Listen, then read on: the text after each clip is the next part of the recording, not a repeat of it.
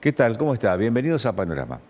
Mire, vamos a hablar en esta oportunidad de cómo cómo se están configurando las alianzas, los espacios políticos en la Argentina por estas horas, a sabiendas de que venimos de un fin de semana recontra intenso en provincia de Buenos Aires, pero también queremos ver qué pasa en la provincia de Río Negro también. Neuquén ya dio un paso importante en esto porque la neuquinidad, que es la fuerza gobernante, decidió quiénes son sus candidatos o precandidatos para esta instancia de diputados y senadores nacionales. Recuérdese que en el caso de Neuquén renueva 6 bancas, 3 diputados y los 3 senadores. Y allí hubo algunas figuras innovadoras, nuevas, digamos, para la política. Ese es un escenario. La Libertad Avanza todavía no terminó de dar a conocer formalmente quiénes van a ser sus figuras, pero se sabe por dónde va a pasar y quiénes son esas cabezas visibles. Allí está Nadia Márquez, David Del Leret, un Pablo Servi, digamos, son figuras que ya se sabe que van a estar en esos lugares de protagonismo. En Río Negro vamos a ver cómo están las cosas, porque allí digamos, el escenario está agitado, digamos, las aguas están agitadas. Aparece como una gran confrontación. Juntos Somos Río Negro, que es la fuerza provincial liderada por Alberto Beretilnec, y La Libertad Avanza, que tiene en ese distrito a Lorena Villaverde como principal alfil del mileísmo, ¿no?, en territorio rionegrino. Pero vamos a hablar respecto de Buenos Aires. ¿Y por qué? Vamos a hablar respecto a la provincia de Buenos Aires, porque se mira con mucha expectativa lo que ocurre allí, lo que se define allí en los espacios políticos, porque sin lugar a dudas eso después va a incidir, va a derramar en el resto del país.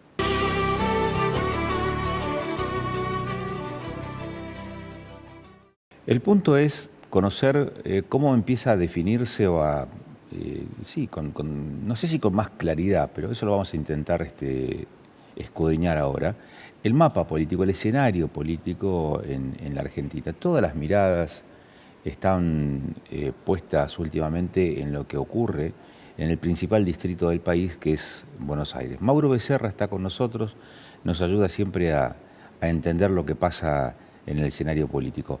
Gracias por aceptar el convite, Mauro. ¿Cómo estás? ¿Qué tal, Agustín? ¿Cómo estás? Gracias por la invitación. Bueno, yo digo Buenos Aires. En realidad hay mucha mirada puesta no solamente en la Libertad Avanza, que es el partido del gobierno a nivel nacional, sino cómo se reagrupa el peronismo o cómo se agrupa el peronismo. ¿Qué estás observando, provincia de Buenos Aires, respecto a este tema, Mauro? Bueno, como bien decís, el fin de semana fue toda una noticia por muchos aspectos, los formales y los no formales del cierre de listas de las elecciones provinciales, que déjame decir, Agustín, que desde el inicio tenemos un panorama distinto para los bonaerenses, que es el desdoblamiento de las elecciones. En la provincia de Buenos Aires hace décadas que no se desdobla una elección, siempre corren a la par de las elecciones nacionales, lo cual eso es verdaderamente un tema, no solamente por la decisión política, el despegarse de la situación nacional a la hora de hacer una elección, que fue la apuesta del gobernador Kichilov, sino también a nivel recursos, personas, estructuras, logística, la misma gente de los juzgados electorales, ¿no? Digo, no es lo mismo que a vos te resuelva, por ejemplo, toda la cuestión logística, un ejército argentino que está afectado a una elección nacional, pero participa en tu suelo, que vos como provincia tengas que encargarte de resolver esos mismos temas, aunque incluso por ahí termines usando apoyo del ejército. Hay todo un desafío ahí y también el principal razón para desdoblar una elección es despegarse del efecto de lo nacional. Y bueno, esto no ocurre muy seguido en la provincia de Buenos Aires. Hay que ver entonces qué va a pasar y si se va a lograr acá esta situación. Mauro, ¿y esta reagrupación, este rearmado del peronismo, implica que Kicillof sigue siendo kirchnerismo o el kirchnerismo es una cosa, Kicillof es otra, el peronismo sigue existiendo? ¿Cómo se entiende eso? Bueno, es una pregunta que se está tratando de resolver hace no menos de 2 años, sobre todo desde el final de la previa de la elección pasada y el nuevo ejercicio del gobernador. A ver, por supuesto, todos los que integran el Partido Justicialista en general o el peronismo como movimiento es muy flexible, muy pragmático a la hora de construir poder y de esa manera acepta vertientes de distintos lados. Eh, Puede haber gente peronista, de hecho incluso el espacio Somos Buenos Aires tiene muchos referentes que desde hace años se definen como peronistas. Ahora, en este momento los tres grandes espacios que tiene el justicialismo, kirchnerismo o peronismo adentro es el sector de Axel Kicillof, que ejerce el gobierno, que está, si se quiere, en poder en este momento de lo que es la fuerza territorial, tiene muchos intendentes, es como para donde viene proyectando la fuerza que ejerce gobierno y gestión, el liderazgo de Axel Kicillof. Después tenés la Cámpora, que es un espacio de poder que ya tiene entre 13 y 15 años y que por supuesto fue muy importante en el ejercicio del poder en los ejercicios, en los gobiernos kirchneristas y no quiere dejar de pertenecer o de tener ese rol de liderazgo, sobre todo relacionado a Cristina Fernández de Kirchner, que es la principal figura del espacio y el voto más duro, la que más tracciona, la que más mide. Y después tenés el espacio de Sergio Massa, que siempre funciona o navega en el medio de esas dos fuerzas y trata a su vez de generar su propio espacio político y de alimentar su propio espacio político. ¿Ese panorama cambió, Agustín? No, es el panorama que seguimos teniendo, al punto de que todavía hoy es tema, no solo en diarios, sino en tele, en radio,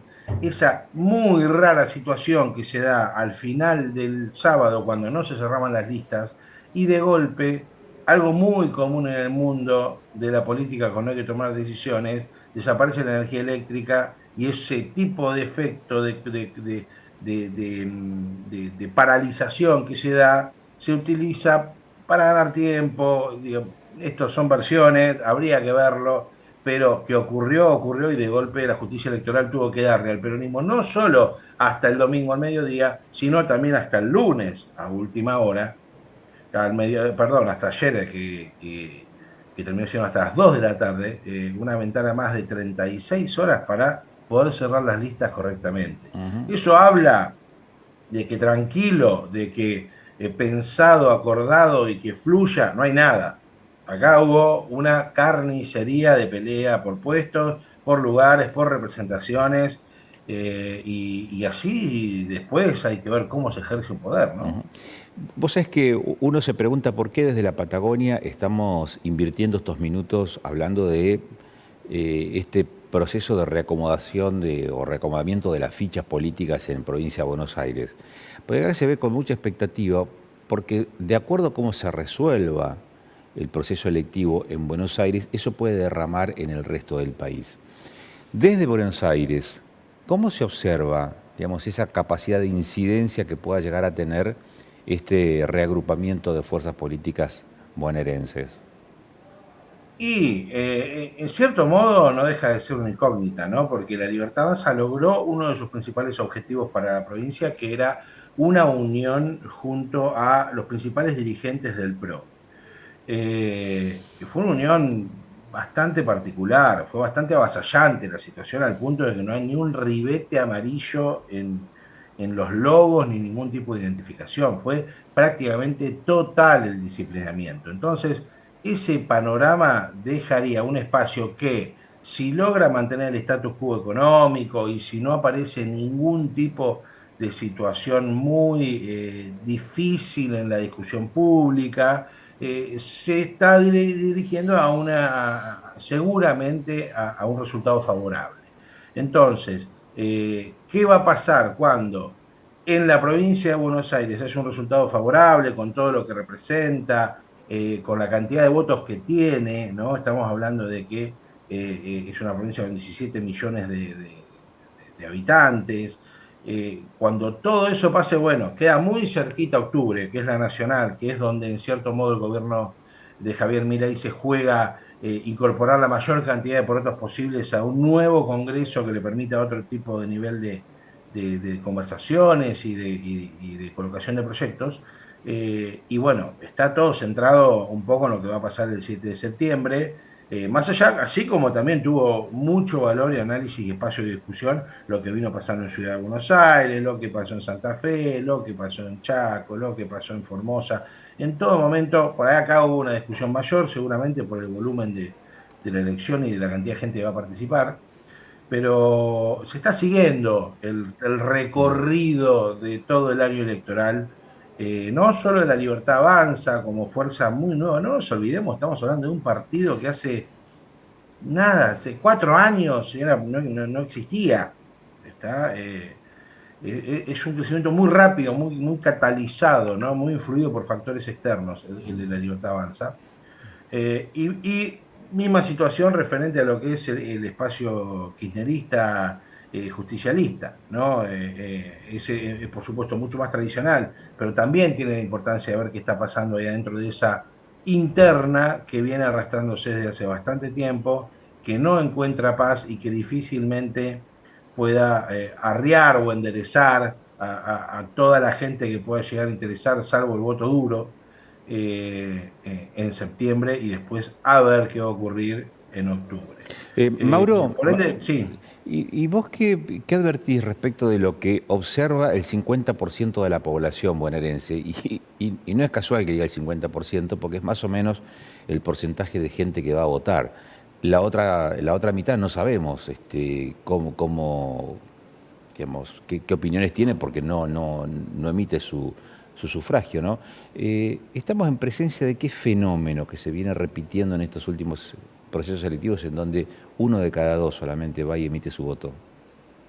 No, a ver, acá hay una cuestión que es, Argentina tiene voto obligatorio desde 1912 para los varones y de 1951 para las mujeres.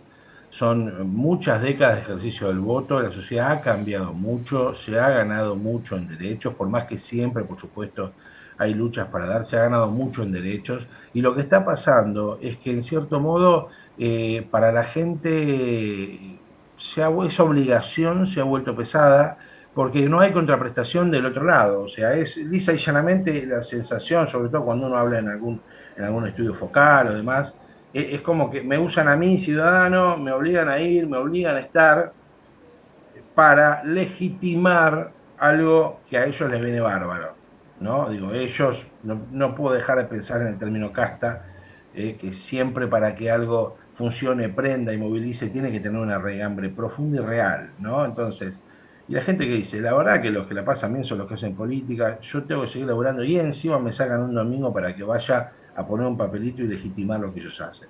Entonces, mientras esa sea la percepción, y tenemos un problema. La política en general tiene un problema. Tiene que empezar a dar soluciones reales a los ciudadanos como para garantizar, en cierto modo, esa movilización, ese compromiso. Mm. Argentina tuvo un montón de tristes aventuras militares, algunas con más éxito que otras, pero digo, tenemos en nuestra historia más reciente 7 años de una dictadura durísima. Durante décadas fue motor de superarnos eh, y de seguir ejerciendo el voto, todo lo ocurrido entre el 76 y el 83, pero hay generaciones ya jóvenes que nacieron en democracia y que son ya seres humanos adultos, en mi caso, o yo estoy muy cerquita de cumplir con esa cuestión, y que bueno, ya empiezan a tomar decisiones con otro tipo de mecanismos, y bueno, deja de ser interesante votar, ¿no? Yo mencionaba hace un rato en una charla previa que en el estudio Latino Barómetro, en Latinoamérica completa, ya se nota de a pocos puntos, pero va apareciendo cada vez más, que en las sociedades latinoamericanas para muchos ciudadanos no es interesante si viven en un gobierno democrático o no elegido democráticamente, mientras resuelvan determinadas consignas que ellos necesitan, por ejemplo, seguridad y salud y demás, ¿no? Digo, pensando en ejemplos muy particulares, como puede ser El Salvador, pero hay un poco de eso. Hay un poco de que la gente ya está dejando de interesarse en cómo se elige la gente, sino lo que quiere es que le den soluciones. Y bueno, el gran desafío, que debería ser lo normal, es que la política construya soluciones para el ciudadano. Ujú. La implementación a partir de este año de la boleta única papel, ¿cambia la forma en que se van a empezar a analizar los resultados electorales? Te pregunto esto porque el folclore de la política decía, bueno, te entregan en tu casa la boleta completa y algunos de los que recibían esa boleta completa después iban y la colocaban íntegra en el sobre. Otros quizás tendrían algún otro tipo de comportamiento, pero todavía existía alguna, digamos, algún folclore, alguna cultura vinculada a ese tipo de práctica viciosa, si vos querés, del ejercicio democrático. Ahora, el, el tema es la lapicera. Eh, ¿cómo, ¿Cómo se preparan o cómo nos preparamos para empezar a leer estos resultados en donde ya no va a ser una cuestión más automática en algunos casos de poner una boleta completa, sino de empezar a tildar los candidatos de la fuerza política que uno escoge? Bueno, a ver, es todo un cambio. Déjame decir que, en mi humilde opinión, que esta decisión haya llegado a Argentina en el año 2025 explica en gran parte la respuesta anterior, ¿no? Digo, por qué la gente se da cuenta que habiendo un montón de maneras de resolver las cosas, haciéndolas más simples, más trazables, menos oscuras, la política todo el tiempo decide a contramano, ¿no? Decide hacia otro sentido, hacia el sentido que la gente considera que solamente aporta al beneficio de los que están ejerciendo la política. Otro ejemplo de eso es que hace muy poco la legislatura bonaerense, lugar opaco y discutido, sí los hay, después del escándalo Chocolate Rigó y demás, eh, se votó a sí misma la capacidad de volver a ser indefinidas las reelecciones de los legisladores.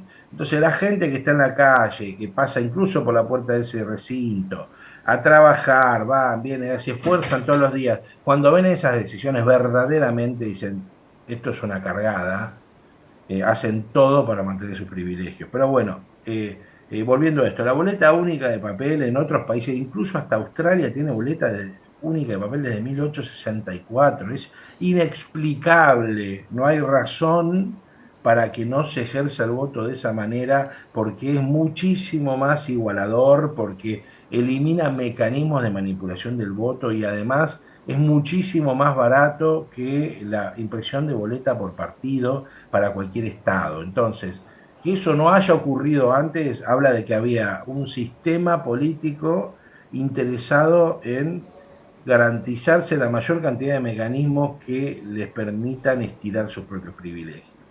Después, ¿qué debe haber acá? Y una buena campaña de información para el ejercicio del voto, porque hay un montón de gente que todavía no lo hizo. No nos olvidemos que hay un montón de provincias de Argentina que hace décadas que votan de esa manera. Yo pienso en Santa Fe, pienso en Córdoba, ¿no? Restará explicar correctamente cuáles son los mecanismos de elección de los candidatos y cómo completar correctamente las celditas donde uno tiene que tildar o tachar para hacer el voto. No parece ser nada difícil, pero bueno, sí creo que tiene todo que ver con la respuesta anterior, ¿no?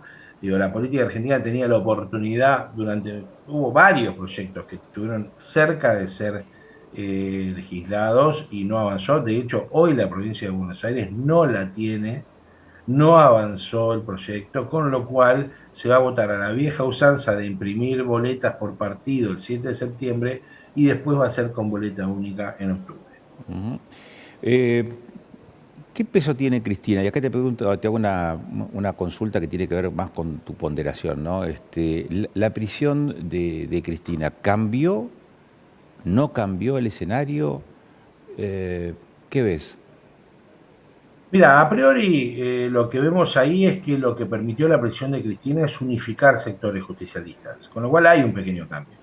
O sea, hay sectores que por ahí estaban discutiendo un liderazgo, discutiendo matices de aplicación de ese liderazgo, y de golpe y porrazo, al haber si se quiere, entre comillas, y de la percepción del votante kirchnerista o profundamente peronista, justicialista, un ataque externo, bueno, eso lo que automáticamente genera es unión y abroquelamiento. Ahora, como dice un colega muy reconocido, las elecciones las gana Corea del Centro votando o por Corea del Sur o por Corea del Norte. Entonces, en ese escenario, en ese 15% que cambia y que depende para dónde se vuelque, es cómo va a terminar el resultado de la elección. Bueno, en esa franja no hay cambios. En esa franja sigue siendo en este momento el kirchnerismo, Cristina Fernández de Kirchner, un espacio muy poco atractivo. Acordémonos que estamos hablando de votantes más débiles en su nexo con los liderazgos, y la verdad que si alguien por ahí con determinado nivel de información, con determinado nivel económico, con determinada práctica política, acostumbrado a votar para un espacio o por el otro, de acuerdo al interés del momento en el que vive, mira hacia un lado y ve ni más ni menos que a una de las principales líderes del espacio entregada en una pelea por ver si puede salir a un balcón. Bueno, no es una situación ideal como para que pueda salir a recolectar votos, ¿no? Entonces, o a enamorar voluntades. Está como en una pelea muy chiquita para lo que es la perspectiva de una nación, y desde ese punto de vista seguramente este votante que cambia y por ahí va a estar mirando por otro lado. Mauro, como siempre, agradecido por la gentileza que tenés de darnos estos minutos y compartir reflexiones, miradas respecto de lo que pasa en el escenario político. Muchas gracias. Gracias a ustedes por la invitación, Agustín. Por favor, que cierres bien el día. Mauro Becerra, con él intentamos analizar cuál es el escenario que se está definiendo día a día en la política argentina, y el principal ring es el de la provincia de Buenos Aires, porque ahora en septiembre va a elecciones provinciales, este desdoblamiento del que hablaba Mauro hace algunos minutos atrás, y que permite también instalar una figura nueva o una experiencia nueva, quiero decir, o innovadora, teniendo en cuenta cuál ha sido la práctica de los últimos años impares en la Argentina, años impares porque coinciden con las elecciones, y cómo después de este fin de semana, sobre todo una de las fuerzas políticas, que es la fuerza gobernante en provincia de Buenos Aires y que está encabezada por Axel Kicillof como gobernador de ese distrito, empieza a redefinirse o a reagruparse, y también qué va a pasar después, porque si bien es cierto este proceso es importante, lo que está pasando por estas horas o lo que ha pasado en estas últimas horas, también es cierto que no es menos importante que el resultado de esta primera contienda en provincia de Buenos Aires va a permitir barajar y dar de nuevo, o por lo menos reconfigurar ese mapa político. Así que del tema vamos a seguir hablando. ¿Y por qué lo hacemos desde acá?